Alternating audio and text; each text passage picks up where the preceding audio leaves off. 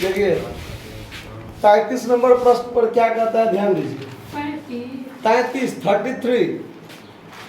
2348 रुपया को 10% वार्षिक दर से 3 भागों में इस प्रकार बांटिए कि उसका मिश्र धन 3, 4, 5 वर्षों में क्रमशः अलग अलग दिया हुआ है।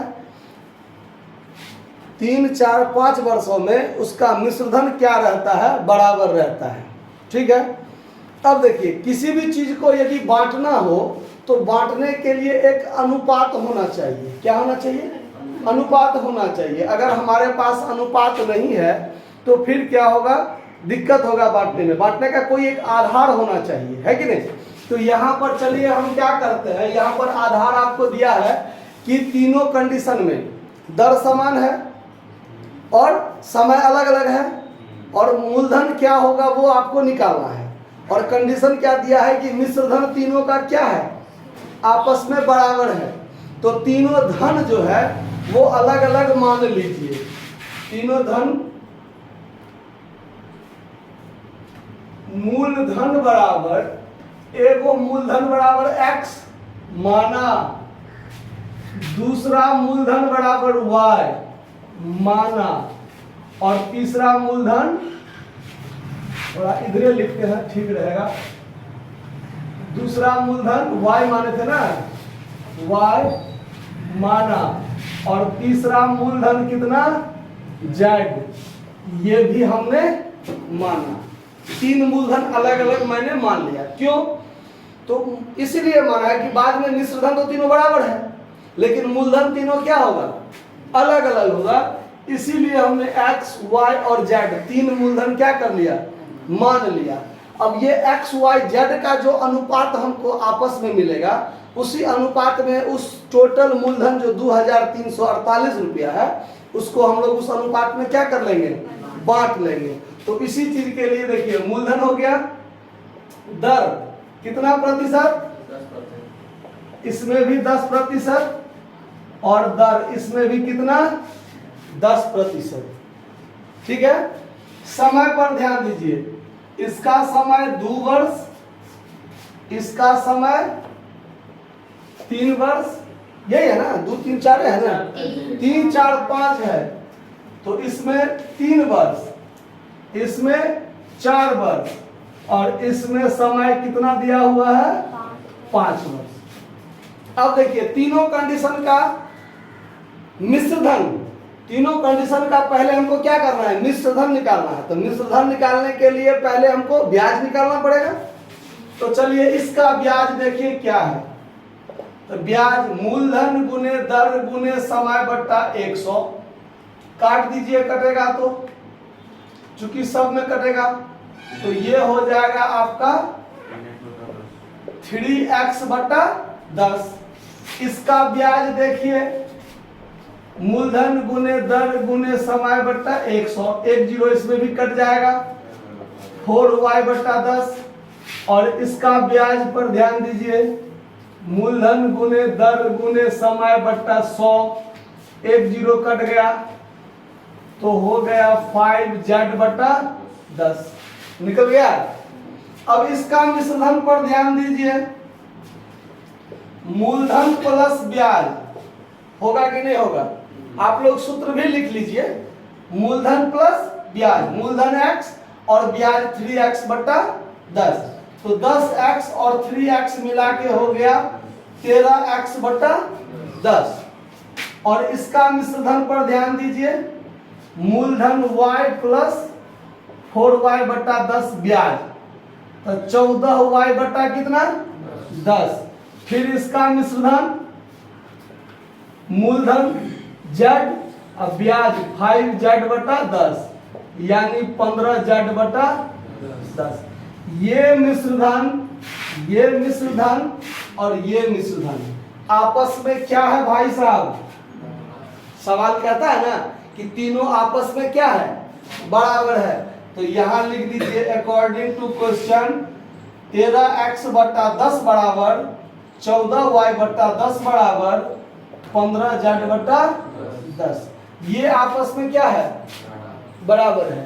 तो अब तीनों का अनुपात निकालने के लिए अगर बराबर में हो तो ये तीनों आपस में क्या हो जाता है, कट जाता है। इसको आप समाप्त करके हटा दीजिए, ये और ये। जब आपस में कोई चीज बराबर रहता है तो नीचे वाला सब क्या हो जाएगा, अगर समान है तो सबको नीचे से क्या कर दीजिए, हटा दीजिए। अब आपका कंडीशन क्या बचा कि 13x बराबर 14y बराबर 15z, ये आपस में क्या है, ऐसे बराबर है। आया बात समझ में?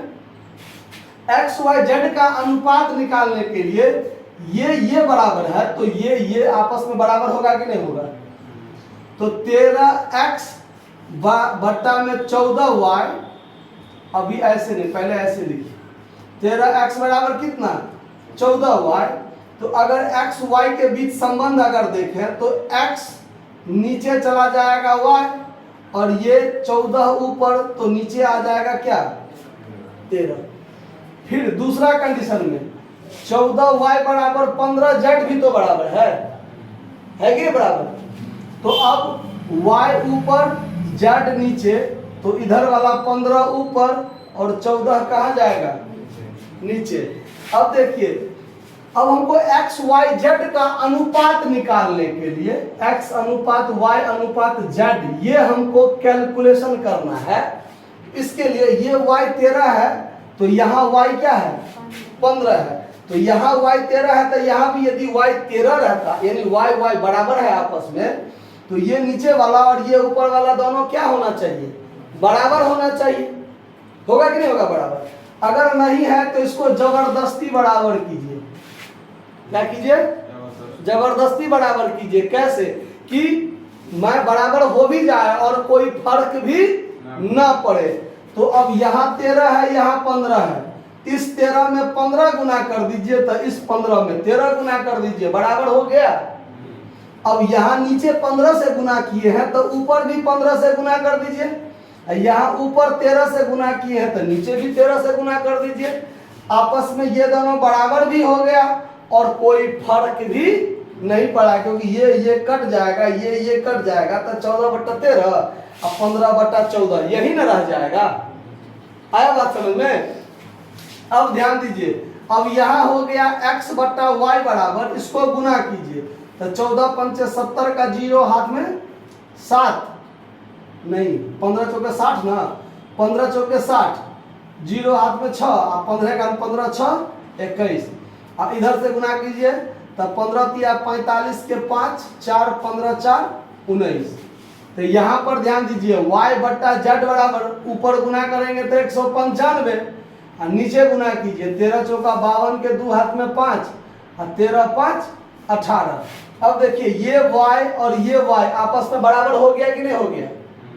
अब x अनुपात y अनुपात जब z कीजिएगा, x अनुपात y अनुपात z बराबर में 210 अनुपात 195 अनुपात z का 182। अब x y z का अनुपात हो गया ना। अब ये टोटल मूलधन, यानी अब आपका कुल मूलधन जो है, कुल मूलधन कितना दिया हुआ है, 2348 था, 2348 था। अब इस टोटल को इस अनुपात में क्या कर दीजिए, बांट दीजिए, तो तीनों अलग अलग मूलधन क्या होगा आपका, आ जाएगा। और अनुपात में बांटना आप लोगों को आता है। x बराबर जब निकालेंगे तो 2348 गुने ऊपर में 210, इस तीनों को जोड़ के जो होगा वो क्या करेंगे, नीचे। तो जोड़िए क्या होता है, 5 2 7 और 0 7 9 8 17 17 1 18 के 8 हाथ में 1 1 1 2 2 4 1 5, जोड़कर देख लीजिए, यही ना होता है। y बराबर 2348 गुने 195 ऊपर और तीनों को जोड़ के 587 नीचे। z बराबर 2348 गुने 182 ऊपर और तीनों को जोड़ के 587 नीचे। अब इसका आप कैलकुलेशन कीजिए, काटिए कितना होता है। तो बिना मोबाइल देवता का तो होगा नहीं, मोबाइल देवता का प्रयोग कीजिए, इसको गुना कीजिए, इससे भाग दीजिए, जो होगा वो आपका एक मूलधन। निकालिए फटाफट। 2348 गुने 210 कितना? 840। तो आपका एक मूलधन 840, आपका ये एक आंसर हुआ। दूसरा 780। दूसरा 780, ये आपका दूसरा आंसर होगा। तीसरा देखिए 728, ये आपका तीसरा आंसर होगा। तो देख लीजिए आंसर मिल गया कि नहीं मिल गया? मिला है आंसर ना? ये आंसर है, देख के बोले हैं। ठीक है, तो नोट कर लीजिए। धन्यवाद।